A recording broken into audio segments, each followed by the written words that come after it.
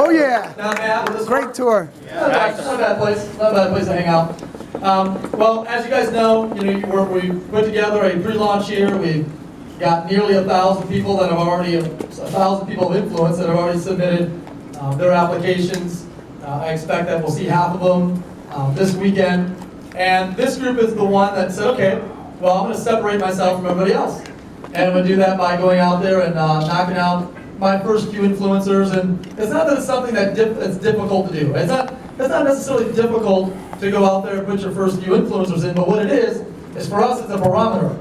Because getting signed up and doing something are two very different things, right? Yep. So just because somebody signed up does not really tell us anything about how what their interest level is. So if somebody signed up and moved forward and they started taking action, they started enrolling folks, they started putting people in, and the people they put in were other people of influence, which means they had difficult conversations. They called 15, 20 people in a difficult scenario. They explained something that was complicated, right? Because the pre-launch is complicated, and you were able to put them in.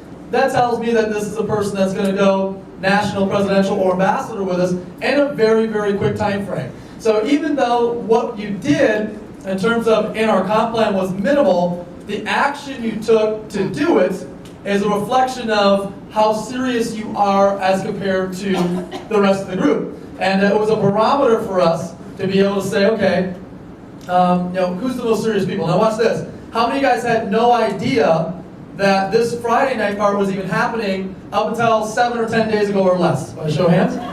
That was purposeful. Here's why. Had 40 days ago or 30 days ago or 20 days ago, we had been saying, you got to have your 3 by Friday night. What a lot of people would have done is they would have signed up their sister, their wife, and their cat, right. So it would have just been done with, right? So I purposely did not push that hard until the 7-day out window, because at the 7-day out window, I put people in a position where they're going to go put the right people in, the best people in. They haven't got 4 weeks to mess around with this, and I wanted to see who responded as opposed to who didn't respond. So it doesn't mean that somebody who's not in here is not going to blow past somebody that is in here. It's just a little bit of a barometer. So when we're in the room tomorrow, we can look around and we can gaze across the crowd and go, all right, who are these 60-some, 70-some folks that went out there and already hit Rising Star Director? There's actually a few of you guys that even already hit the regional director position, which means, what's the day today? So right now we're at negative day 6 of your run. Tomorrow's negative day 5, right? So right now we're at negative day 6 of your run, and some of you guys have already qualified for your BMW.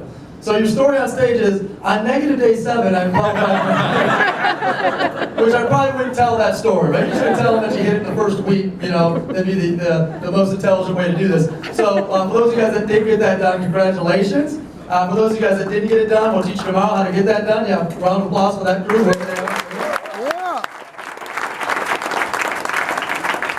And the cool thing is you did that with influencers, which means you put in about 30 people of influence already, which means more than likely you're going to go to ambassador in the next 45 days if you got 30 people of influence that have already enrolled, unless none of them are here. If none of them are here, might be a little bit more difficult, a little bit more of a challenge. So, getting us kicked off for today, or tonight rather, the goal of tonight was to give you guys a tour separate from everybody else so we can spend private time with you, get you guys a chance to sample crunch, get you guys a chance to spend private time with our key leaders, private time with the founders, ask a couple questions, whatever you want to do, but also hear from each of us as founders for a few minutes each, and at the end just break and spend some time together, but again for us to separate you guys from the rest.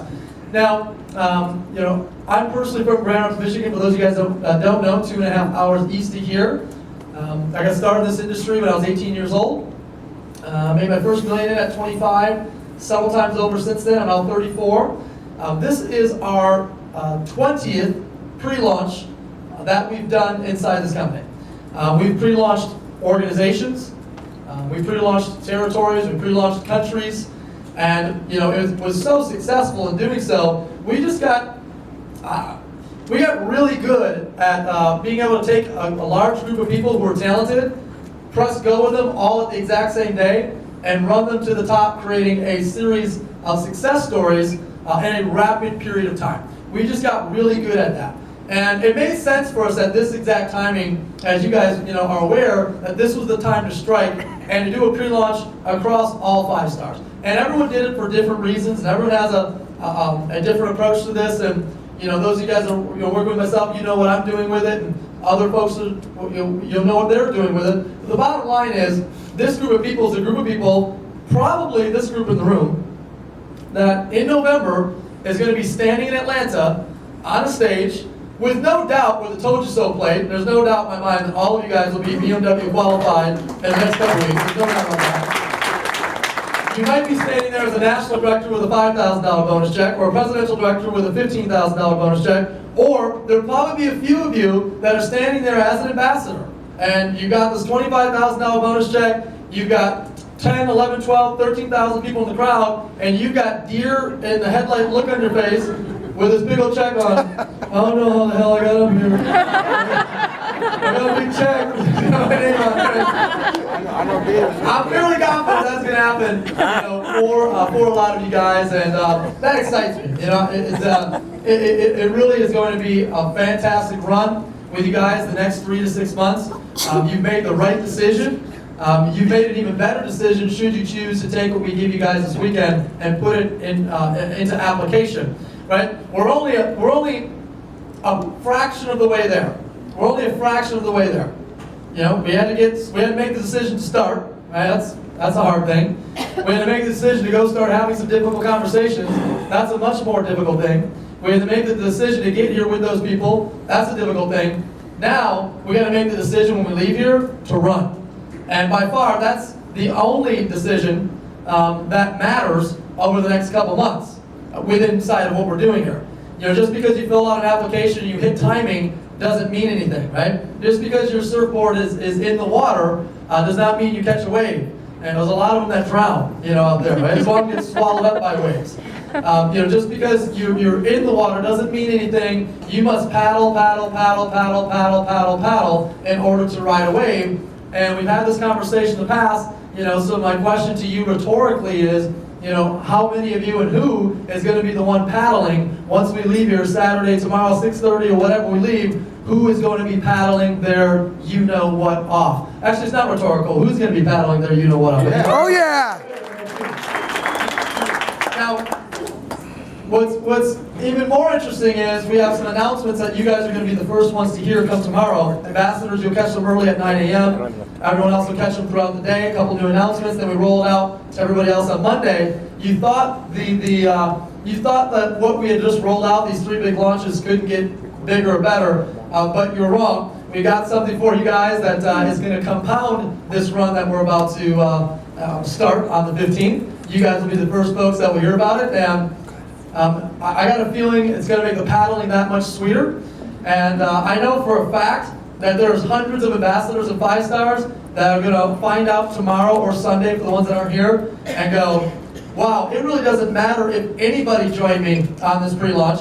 It really doesn't matter if any of them do anything on this pre-launch, because with what we're launching this weekend, I'm pretty confident they're going to go massive enrolling and recruiting mode like you've never seen before. So I'm elated after my 3 founders meetings over the last 7 days. Yeah, especially you. No, I know you, especially you, right? You're going to be very happy. You're going to have a shirt that's even brighter than that one. So I'm really confident as to what you guys are going to see this weekend is going to not just excite you or not just build a belief for you, but it's going to equip you. It's going to give you guys necessary tools to leave here with something tangible to go make something happen with. You need both things, right? People are like, well, I don't need to be motivated. That's a lie. Everybody needs to be, right? Because here's why. Motivation to take action is delivered by your beliefs, right? And beliefs only come from one place, and that's references. The more references you have to something, the bigger your belief, the bigger your belief, the bigger your action, the bigger your action, the bigger the results. So this weekend is going to be about giving you, references. Here's a 5-star, here's a 5-star, here's an ambassador, here's a global, here's a 5-star, here's an ambassador, here's a founder. Building your references, which are building your what? Belief. Belief is what determines your what? Action determines your what? Results. Right? So that's one of the things we're going to work on today. But as Jim Rohn always said, if you take an idiot and you motivate him, what do you have? Motivated idiot. Right? So we got to make sure that we not only give you guys great belief, but we also give you guys great tangible skills that you can leave here with. This is a really unique event. We've done events like this in a micro fashion, meaning we've launched teams. This group's team, and this group's team, and this group's team, and we've launched a country with this strategy. So this is the one I feel the most confident in entering tomorrow of delivering you guys the necessary tools to lead. And it's difficult to figure this whole network marketing thing out. I'm not going to lie to you, it's 16 years in it and tens of millions of dollars in earning. I still don't have this thing figured out yet. But I feel like I get better every single time. And I realize that there's absolutely, positively, two different groups of people. There's people that are already trained, already skilled, already know how to do stuff, already know how to manage people, already know how to lead. Those people, they exist, and they're very different from those who don't fit that category.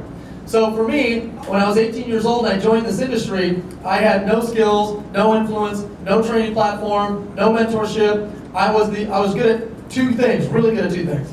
I was really good at baseball, so that's why I played college baseball, and I was equally as good, if not better, at shotgunning a beer. True story. I could make that thing go when I was 18 years old, right? But I would go to Canada where it was legal at age 18 to do that. Yeah, Canadians, there you are. Never go out late with a Canadian, I'll let you guys know right now. I started early there. I'm scared that we're opening up Europe right now. It's like they started them at like 16 years old. So in all reality, I needed a training platform that was going to take many years for me to understand and for me to be successful with. That's what I had to have. You're going to have thousands of those people in your team. And we have that training platform. We have that development program. We have that, learn as you go. We have that if you give me someone with no skills, no talents, but a lot of desire, 4 years later I could turn them into ambassador. 3 years later I could turn them into ambassador. But I've also learned that there's a small percentage of the people, that 3-4% of the population, maybe 5% of the population, that is skilled, talented, trained, they know how to mentor, they know how to lead, and if you can isolate them, you can teach them a different set of information. You can crash course them. So this is where I go, okay, I feel like, hey guys, this is a $250,000 franchise. And right now you're showing up for that orientation. And I've got, 10 hours to crash course you as to how to get to a 6-figure income as fast as possible with this, but it's still up to you to go make it happen. Some of you will do it, some of you won't. But anyone ever bought a franchise before? Please raise your hand. Here's the very different thing. You're going to turn a profit on negative, I guess it wouldn't be negative, on day one, you're going to turn a profit. As opposed to a franchise. You're going to make your $500 to $1,000 back day one. I don't have, unless you refuse to say anything leaving here. Because if you're a person of influence, you could probably not say anything and just text people and get free credit cards and get your money back, right? So you're going to be profitable, actually you guys already are. All the guys tomorrow, they're going to be profitable day one. This is what's going to happen. However, do you know how long it takes to make your $250,000 back, and to then make another $100,000, $150,000 a year on top of that $250,000 that you put in to turn a profit of a 6-figure income a year? Sometimes it takes years, and most of the time it's what? Never. We're giving you guys a business that you can walk into. If you treat this thing like a business, it will pay you. If you treat this thing like a hobby, it will not pay you. That wasn't that funny. But if you think so. I love having Jordan with me because he'll laugh at anything I say. So, in all seriousness, gang, think about this for a moment. No matter where you're at in your life, in your career, your business life, etc., there are not many things that you could go get to a 6-figure run rate at all profit in 90 days to 6 months. But if you leave here this weekend, and this is a game to you, it's a side hobby to you, it's just a thing to you, it's something you're not proud of, It's something that you're not excited about. It's something that, oh, I can't talk to these people about. It's not going to work for you. If you opened up a restaurant and you put $250,000 into it, I'm pretty confident that you're going to make sure everyone you know knows that you got a restaurant. I'm pretty confident about that. So the best thing about our style of marketing is it's very low barriers to entry. That's the best thing about it. The worst thing about our style of marketing is it has very low barriers to entry, because some people just don't treat it like it's a real business.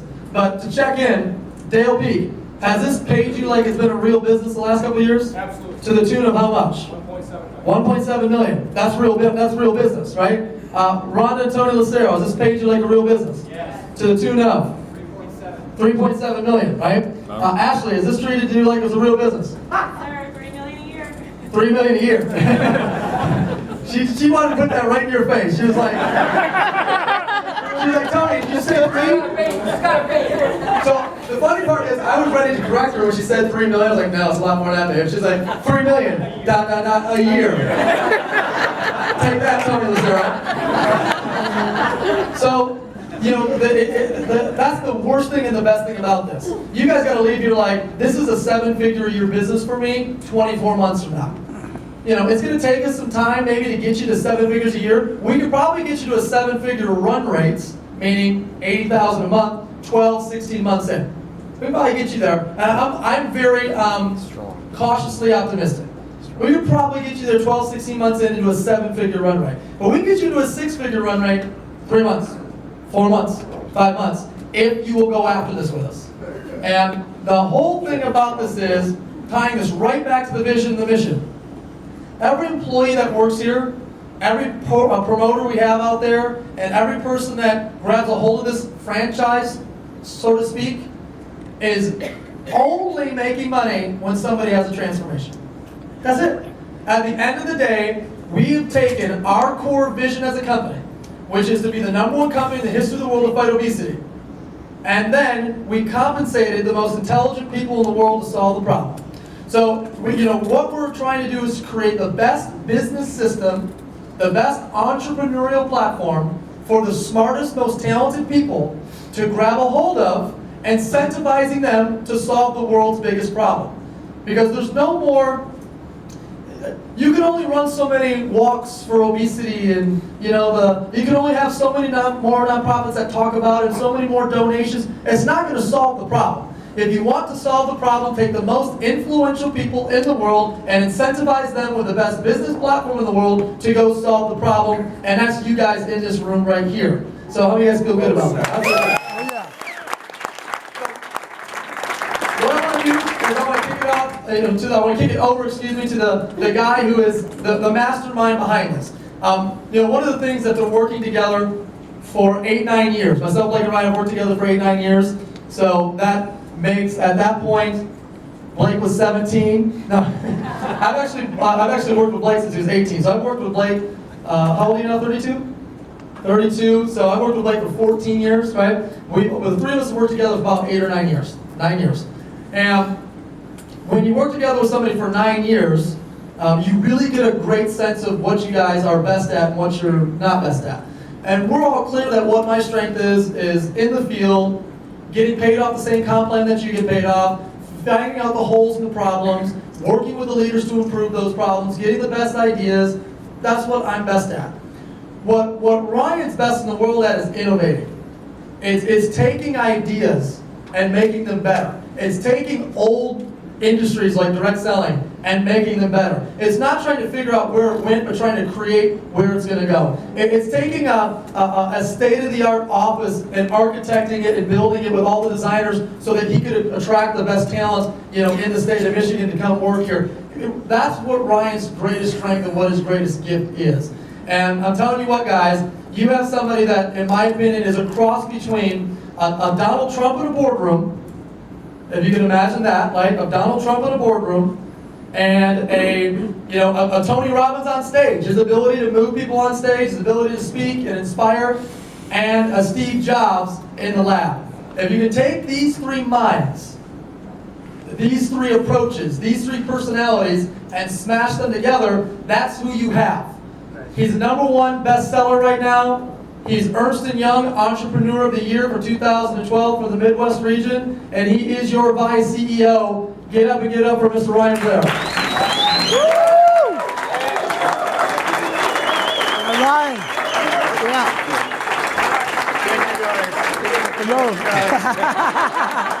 That's clicks. Thanks, everyone. I appreciate it. Thank you, Nick. I was reflecting when Nick decided to go to the field. It was December of 2009 when he told me, I think it was around, maybe it was late January, February. He said, Ryan, I'd like you to come to my launch team meeting in Atlanta, if I recall. And I went there, and there was only, maybe there was 30, 40 people that he had put together for his launch. And then he perfected that skill, started working with the leaders, and then gave feedback to corporate about how we can make adjustments. Adjustments in our compensation plan, adjustments in our back office systems, adjustments in the way we did business. And so as Nick and the team started driving in traffic, and eventually Kyle came aboard, and then Jason O'Toole came aboard, and then millions of customers came aboard, and hundreds of thousands of promoters, my job was to sit back at corporate and make these various adjustments so that we could serve the customers, serve the promoters, and literally eliminate the gap between the field and corporate. Nice. For those of you who've been involved in different companies, the more successful a company becomes, the more they're likely to have a gap between the field and corporate. Generally, it's a matter of success. Some of you are nodding your heads, you've seen it. At ViSalus, we affectionately get to say that the inmates run the asylum. That's the truth. And the irony of it is we are really a startup. It was December of last year, in fact, that we signed the agreement with Blythe that allowed us the privilege and honor to run this company forever. So myself, Nick, and Blake, working in conjunction with Blythe, our financial partner, have really only been working for this new run since December of last year. The infrastructure that you see around you just opened in January. So all of this facility, everything that's in place right now, the hundreds of employees, the award-winning customer service, the amazing talent that we've attracted, that has all been open for only a few months. So when I walk around here, I see a startup. Now I know we've been around, for 8+ years. We've been through ups and downs. We've been through the recession. We've learned a lot as myself, Nick, and Blake have grown together in building this company. But I look at it as a startup. It really is. What we're going to launch this weekend, I believe, is one of those innovations that you guys will take into the marketplace that'll define ViSalus in the future.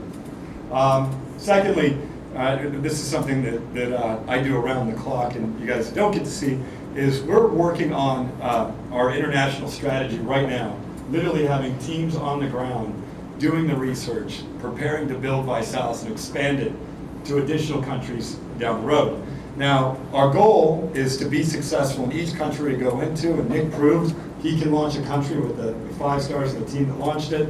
Many people that are in this room here today participated in that, and we see that there's going to be a massive amount of international opportunity. So what I've done, I always joke, Nick and the team, the field, they drive into revenue, and my job on the inside of the company, working with Blake and the rest of our management team, Justin Call, is to invest that money so that way we always have the best opportunity in the field. So you won't see a gigantic CEO office with his own private bathroom. You won't see that at all. You'll see the exact same desk that a call center representative uses as my desk. You'll see my desk actually in the call center. You won't see office walls. You won't see wasted money. The reason why is because our value system is we should be putting all of that money into your opportunity so that you guys always have the most competitive opportunity in the marketplace. That's the goal.